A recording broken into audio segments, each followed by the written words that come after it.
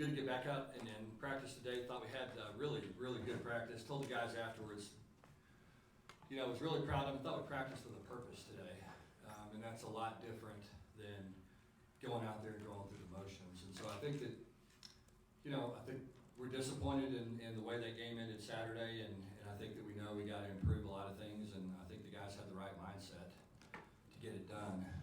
So I was really impressed with how they handled it and what they did today. So really encouraged, and thought we were dialed in, and thought the effort was outstanding, and our execution was much improved. So I was good to see that. So we know what we're going to Iowa State, playing a night game. Traditionally, it's not been an easy place to win. Doesn't really matter who you are, how good that team is. However good Iowa State is, traditionally it's a very difficult game to go win. On the road at night there, and so our guys are getting ready and prepared, and we know we have a lot of work to do this week. And as I said earlier, I think that there's a purpose, to what we're doing, and so I'm encouraged by that. What you said last week, I think it was, that you trust 7 offensive linemen. How do you grow that number during the season? Yeah, just reps and play and consistency, and I think that's been one thing that up front, we've had some guys banged up. We played, I think, the same 5 starters for 15 games last year, and we've had a different rotation pretty much every week, and that's hurt us. We just haven't been real consistent in who we got to play with. And I think that's, when you have those, we say it all the time. I mean, injuries are not luck. You know what I mean? I think people just assume that that's luck. That's not luck. I mean, that's, we're going fast now. As a result of going fast, we're playing a lot of plays in the game. There's a lot of exposures that your offensive line has. We've got to try to play more people. But one bad play by an offensive lineman gets your quarterback out for the year potentially. And so, we just need more guys that we can trust and feel good about. And I think the number's getting there. You go back, it's been, I think since Louisiana Tech, maybe Jordan Mills, since I've had an offensive lineman that started as a true freshman. Ben Whitfield started last week as a true freshman, and Jordan Mills played a long time in the NFL. So, you've got to try to balance that out, and, when we got some guys playing some new positions and different positions. And so, long story short, that number has to grow. It has to grow. We've got to be able to play more people. Because what's happening is, like I said, you also get more reps in practice. And so, more exposures in practice. And so we just have to figure out how to manage that and get our guys the work that we need, but at the same time, make sure that they're fresh enough to be able to, number one, stay healthy, and number 2, play at a high level on Saturday. Speaking of those offensive linemen, Coach, do you have a status on Brandon? Yeah, he's playing. Started practice today, looked better than I anticipated. So I was encouraged by that. Do you think you have a confident team right now? You know what? I would say not really. You know what I mean? I think the only way to have confidence is to do something. I think that these guys understand, and it's the same thing, it's the same message we said to last year's team. I remember the very first time we got into fall camp, when we had everybody sitting in this room, we said, we have enough talent in this room to go a long way. I think this year's team is the same thing. What defines college football is your ability to win situational football, turnovers, situational football, and those are the 2 things, and for whatever reason, we have not been particularly good at situational football, and I think part of that goes back to what we just talked about. We've just been unsettled. It's been, musical chairs at wide receiver, been a little bit of musical chairs on the offensive line. I don't know that we have established an identity yet offensively, and we're almost halfway through the season, and that has to happen earlier. At the same time, we scored 21 points in the first half last week against a very good West Virginia defense. So we're certainly capable of really playing well and doing things, and we're also capable of what you saw in the second half, which was 0 points. And so, that's our issue right now, is just consistency, is when we pass protect, we'll bust a route. When we run the right route, we don't pass protect. When the quarterback gets a little bit antsy in the pocket because he's not getting protection, well, then he has great protection, the guy comes open and he's out of the pocket. I mean, it's just so it's been one of these things where, offensive football is about 11 people working in unison together. And that's the one thing that we don't have yet. And if we can get that, then this can be a really good offense, because we have, I've got a lot of confidence in our players and their ability to be good football players. We just have to be able to put it together. And that's what we're missing. And, we've had chances to kick field goals at the end of these games and we get sacked, and mess up a pass protection. The other day, we ended up kicking a longer field goal, which has a lower trajectory, which probably gets blocked because we gave up a sack on a 3-man rush. Just stuff like that you just look at the entirety of it. I mean, and little things, we run a screen to Monty, and we crack the screen when there's no one there to crack. If the outside receiver releases and runs vertical, the corner chases him, we dump it down to Monty, he walks in the end zone. And so just stuff like that has cost us, and those are mistakes that this team is making that we either covered up for last year. Somebody would make a play last year, and this year's team, we just haven't been able to overcome those mistakes. Because, you guys know, we're a couple of plays away from being 5-0 and in the top 10. And then we would be sitting here talking about how good we are, which we're really not. But I don't know how good we were last year. You know what I mean? I think we were good enough to make it to the national championship game, but we weren't a dominant football team. And so, we're kind of that same vein this year. We just haven't made plays down the stretch, and we have to figure out a way to do that. You go back and you compare game to game last year. We beat SMU by 7 points. They were about to get the ball. They jumped over our wedge, or we're about to be in a barn burner with those guys. If we didn't get that first down, we're punting and they have a minute to go. We win by 7.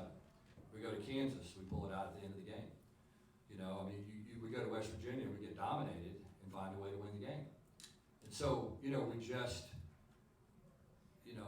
we're not that dissimilar football teams. You know what I mean? And hard for people to say that because you look at the record, but it's really not much different other than last year when we got the ball back at the end of the game, we scored. And this year we haven't.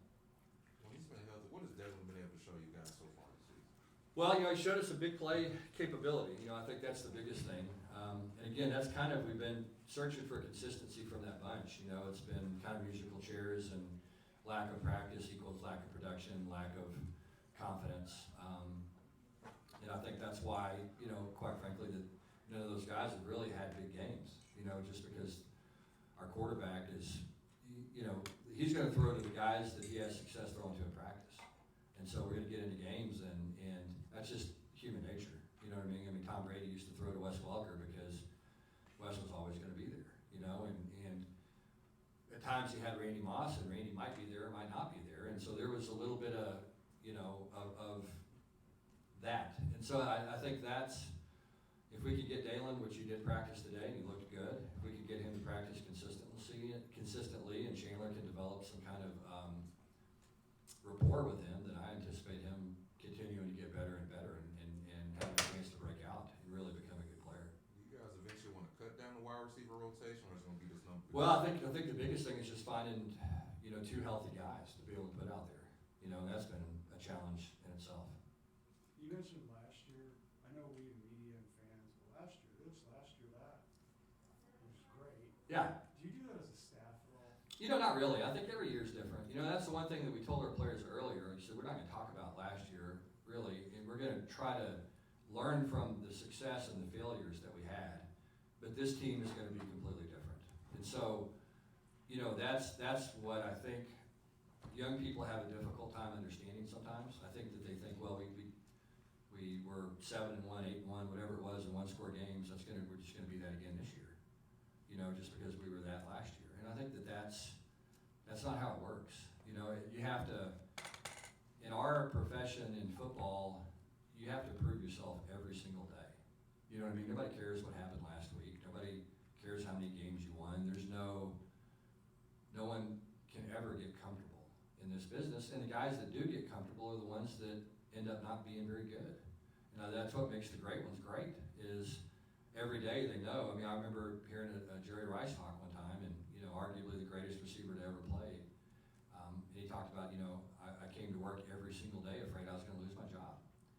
think that's the approach that you have to take, and every team has to feel that way. Those guys have to understand that what happened last year has no bearing on what's gonna happen now.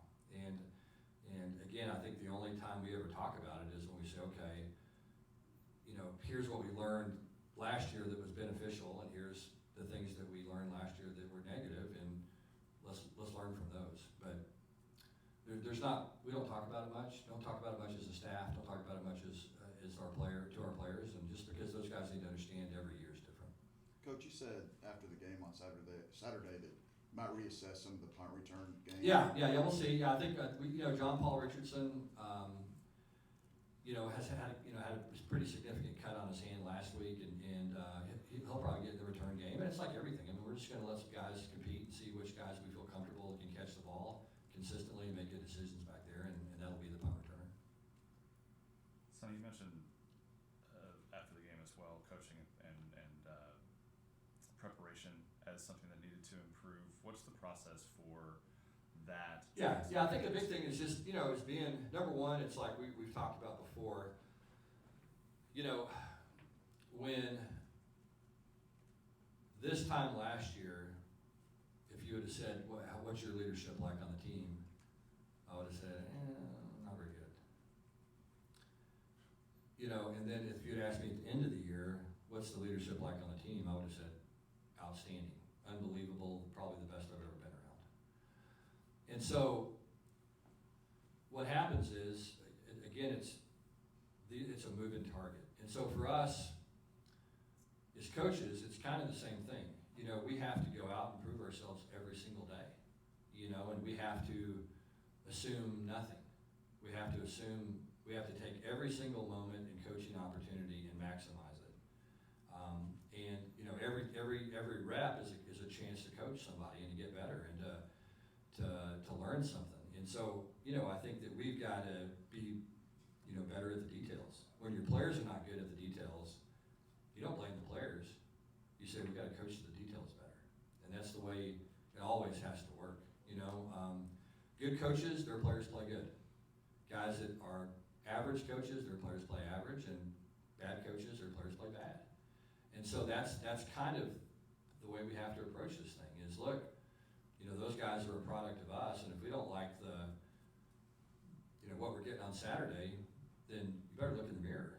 And it starts with you and it starts with me, and I've got to do a better job of keeping our team calm, and being confident. And that begins with me and has to feed off to our players. And if I have a sense of panic or I get upset or lose my mind, then it's going to permeate the team. And so I've got to do a better job of being a calming presence and focused and confident, and that's because that filters down for me. And so that's, I had to go home Saturday night, look in the mirror and assess myself and what can I do better, and then, you work your way down from there. We'll go 2 more questions. Coach, There's what's a it? lot's been made out of Kendall Briles and in that first year. I know you're probably not thrilled with the execution all the time, but in terms, when you go back and look at, you grade things out. Yeah. Have you been content, are you content with what's being called? Yeah, for sure. I mean, look, it's early in the year. I think that same thing. We're still trying to kind of figure out who we are, and I think the thing that we have here is we have good enough players where these players can go and we can provide opportunities for them to make plays in a game, and they're good enough to be able to make those plays. I don't think we have to call touchdowns. You know what I'm saying? I think if you go back and you look at Saturday night, we scored 3 touchdowns, and none of them were some magical call. We threw a dig to Dalen, and he turned it into a touchdown. We threw a vertical route to John Paul, he turned it into a touchdown. Chandler pulled his own read and turned it into a touchdown. And none of those are like called touchdowns. You know what I'm saying? And those were just guys that executed a call and are good football players. And so I think that that's kind of where we have to get to as an offense is let's make sure that we can execute things well enough where we let the players be good football players, and we're not so reliant on making, calling a touchdown. You know what I mean? And I think that's every offensive coordinator wants to do that. And I think when it happens naturally, that's when you have something really good, something special. Because, you know, what happens is, if you complete that pass, then, you know, then you get the first down. And if you get a little bit better at that play, then maybe your tackle doesn't get beat inside and get pushed into the quarterback. Or, you know, just the things that right now that have plagued us. And, you know, we're 2 field goals away from, with an all Big 12 kicker, from overtime in 2 games, which potentially could have been wins and 5-0. But that doesn't matter. Who cares? You know what I mean? And so, long story short, Kendall's really bright. I love what we're doing on offense. I wish we were a little better settled, but part of that's there's a cavalcade of reasons why we're not. You know, and part of that has been some personnel. There's just a lot of things that have kind of factored into it. But it's time.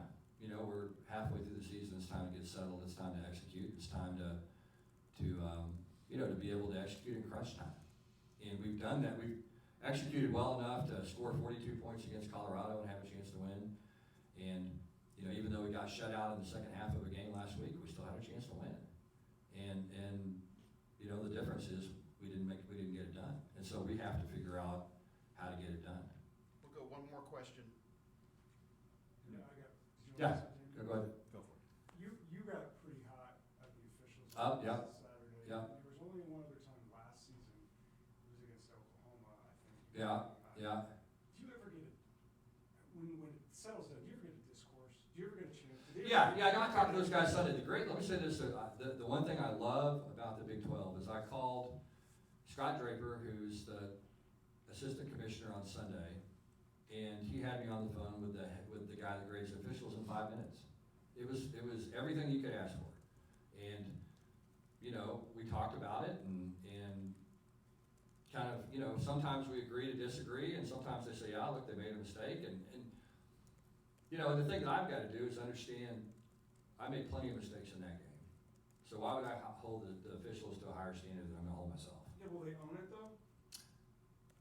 Yeah, I mean, it's hard to do. You know what I mean? It's hard for the conference to do that. I mean, to come out and criticize those guys every week publicly. And I've seen it happen before, you know, but the thing is, you look at it and it's like, that will occasionally happen on like the last play of the game. But the problem is all of these plays matter.